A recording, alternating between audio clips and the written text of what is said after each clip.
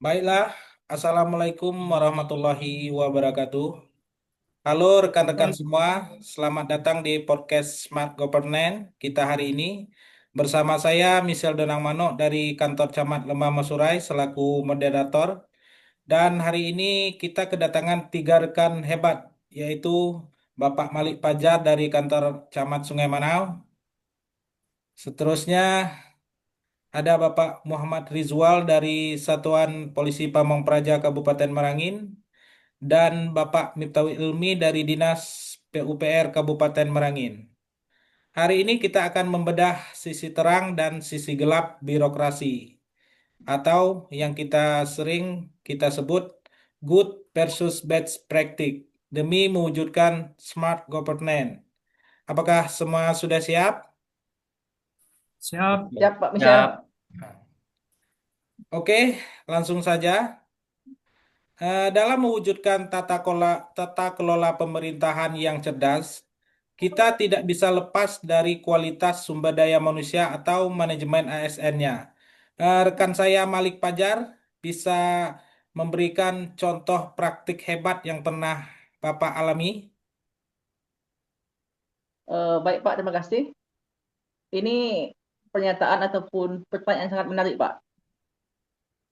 Karena di masa yang modern ini kita tentunya sangat butuh namanya digitalisasi, Pak. Di mana salah satu good practice itu yang sangat terasa manfaatnya adalah di bidang digital, pelayanan publik terpadu. Seperti saat ini yang ada di Merangin itu ada namanya MPP Merangin, Pak. Saya beri contoh, dulu saya pernah mengurus izin usaha sebuah perdagangan kecil atau skala mini lah kalau saya sebutnya itu sangat rumit, Pak. Saya pertamanya datang ke desa minta surat, kemudian datang lagi ke kecamatan minta surat, terus saya kembali lagi ke perizinan terpadu, terus saya kembali ke DLH dan banyak lagi, Pak. Terus kembali lagi ke dinas kesehatan. Itu kan sangat ribet, Pak, sangat repot kita jadinya. Kita habis tenaga, habis waktu, uang juga habis, pikiran juga habis, tentunya sangat capek, lelah kita. Tentu dengan adanya digital yang sangat canggih ini ataupun plan terpadu ini yang dengan sistem digital kita sangat terbantu, Pak. Jadi kalau bagi saya itu udah wow gitu, Pak. Sekian, Pak. Oke, terima kasih atas pendapatnya. Menurut Bapak Malik Pajar, apa kunci keberhasilannya? Kalau menurut saya sih, Pak, ini tentu namanya ada inovasi dan kolaborasi, Pak. Jadi kalau untuk suatu digital itu bukan hanya saja kita mindahin satu file ke komputer atau laptop, Pak. Tentu adanya sebuah rangkaian, sebuah proses. Jadi perubahan ini harus kita terapkan kepada seluruh ASN untuk lebih melayani dan menerapkan sistem merit, Pak, dengan menempatkan orang yang melek teknologi di posisi tersebut. Sekian, Pak.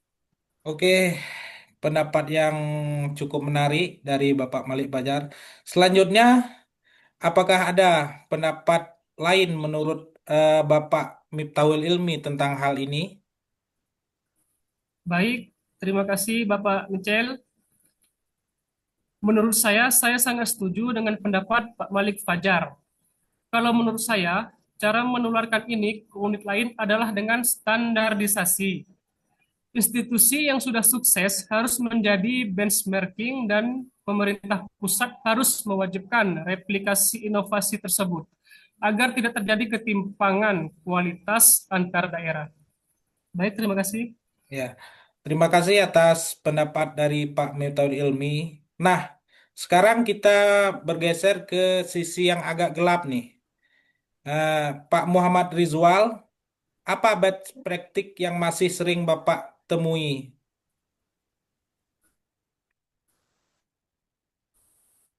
baik, terima kasih Bapak Mikel.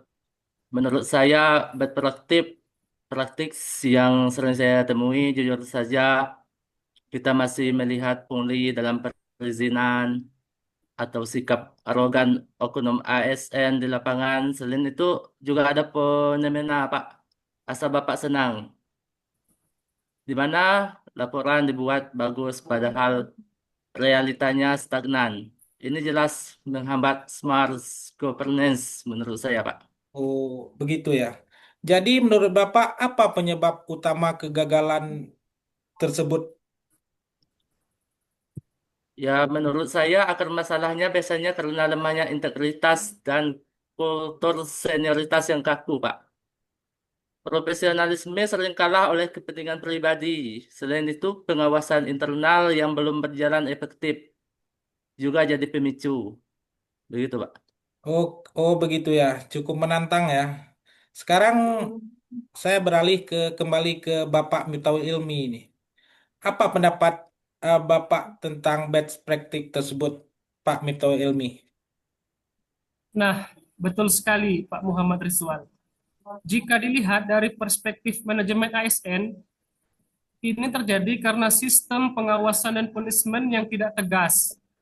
Untuk mencegahnya, kita ini butuh transparansi total melalui sistem e-monitoring, di mana publik bisa langsung memberi rating terhadap kinerja kita, Pak.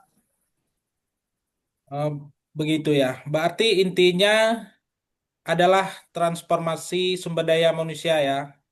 Bapak Mito Ilmi, sebagai penutup pembahasan solusi, bagaimana cara terbaik kita sebagai calon ASN muda untuk menghindari hal tersebut? Ya, kita harus jadi smart ASN, Pak. Artinya, kita harus punya digital, Pak. Hospitali ramah tapi efektif menggunakan teknologi. Solusinya adalah penguatan etika berorganisasi dan penerapan literasi digital secara menyeluruh.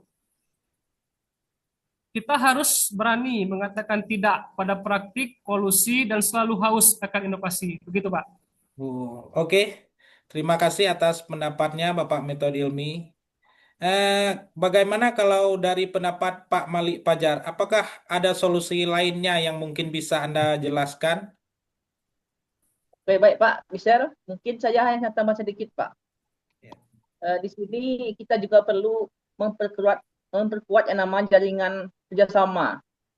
Kita tidak bisa bekerja hanya satu saja Pak. Jadi kita harus bisa kerjasama atas lintas sektor ataupun kantor, lintas instansi Pak. Jadi untuk mendapatkan hasil kerja yang baik, kita kerjasama juga baik. Tidak ada yang namanya kerja baik tanpa kerjasama Pak. Sekian, terima kasih. Baiklah, terima kasih atas pendapatnya. Wah, kali ini diskusi yang sangat padat ya.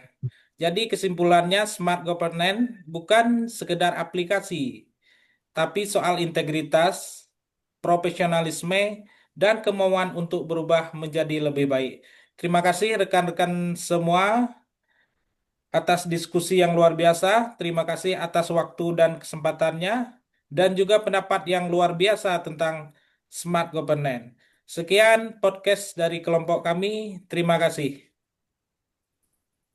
Salam Smart Salam ASN. semangat ASN Bangga berakhlak, bangga melayani bangsa. melayani bangsa.